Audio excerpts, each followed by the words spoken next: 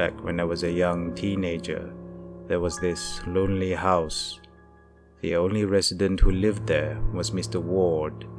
Many in this quiet town knew him, a good-hearted man who owned a silverware shop. It was rumored that before he moved here, he had an accident that left him with burned arms and hands. That would explain why he always wore long-sleeve shirts and gloves.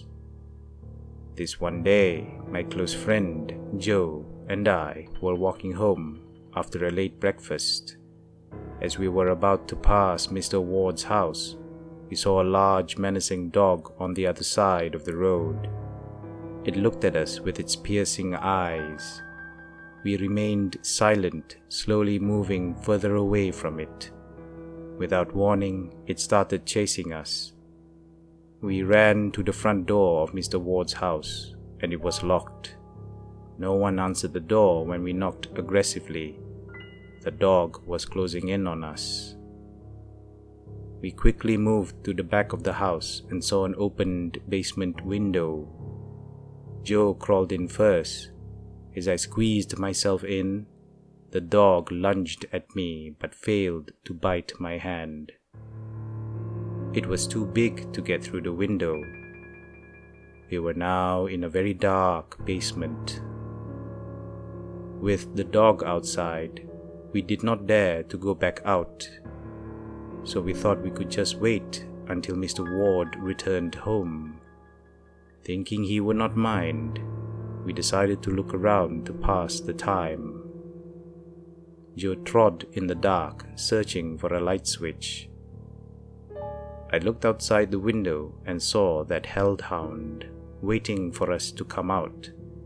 Then I smelled something fragrant, maybe of perfume. Curious, I followed the scent in the darkness. The smell was getting unpleasant.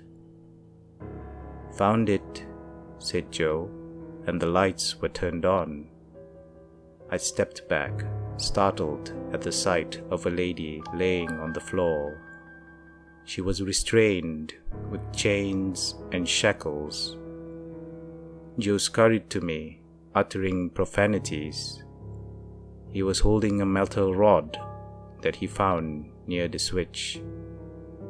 The lady was clothed in red dress, her face covered with black hair, and her skin as pale as bone. The smell was putrid.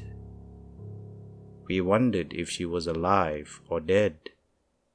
Joe hesitantly poked the lady's leg with the metal rod. There was no reaction, and then we realized she was not breathing at all.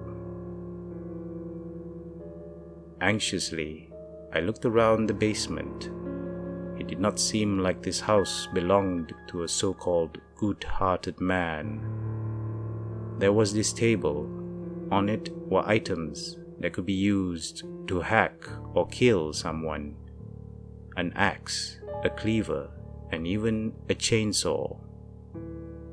I went to the table and found a strange silver key.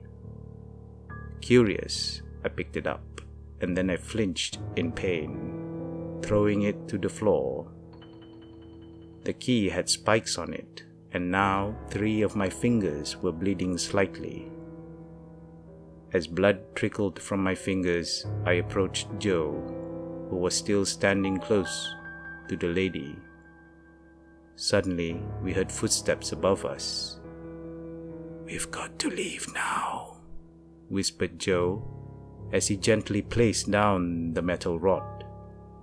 I nodded in agreement, so both of us crept toward the window we climbed through earlier.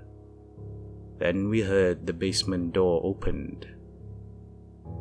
A man entered, and then he paused. "Oh no," he said. Suddenly, everything went dark. A bit of sunlight was still shining from that window. We immediately ran to it, completely forgotten about that ferocious dog.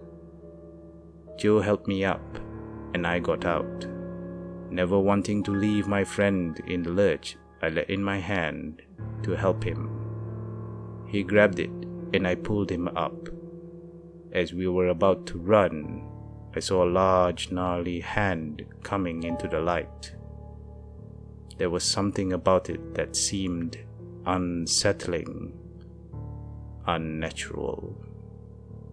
We took off like the house was about to explode.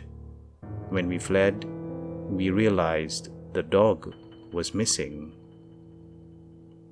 For some reason, we did not go to the police. We went to Joe's house and spoke to no one about what happened.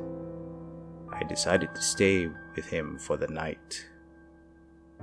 The next day, we learned from Joe's parents that Mr. Ward's house burned to the ground. According to the news, Mr. Ward was missing, and nothing suspicious or out of the ordinary was found from the rubble. Authorities could not determine what caused the fire. Also, there was no mention of a body in the basement. I stayed at Joe's house for another night, hoping that Mr. Ward would not come for us. He did not, thankfully. After the second night at Joe's house, I returned to my home, and things were getting back to normal.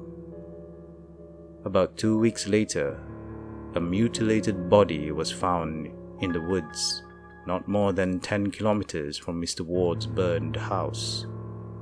No trace of blood. The organs were all missing, except for the eyes. The police managed to identify the body. It was Mr. Ward. Now, roughly 2 decades later, the mystery of who or what killed Mr. Ward remains unsolved. As far as the police and everyone else are concerned, he was a good man who did not deserve to die horribly. Joe has forgotten about the whole thing and moved on with his life. He runs his own company and lives with his wife and kids in the city. As for me, I have a decent job, but never been with anyone, let alone married. Sometimes I wonder, who was that lady in the basement? What was Mr. Ward doing with her? Is she still alive, or something else entirely? Was she the one that killed him? I guess I will never know. I still live in this quiet town, alone, and yet I do not really feel alone.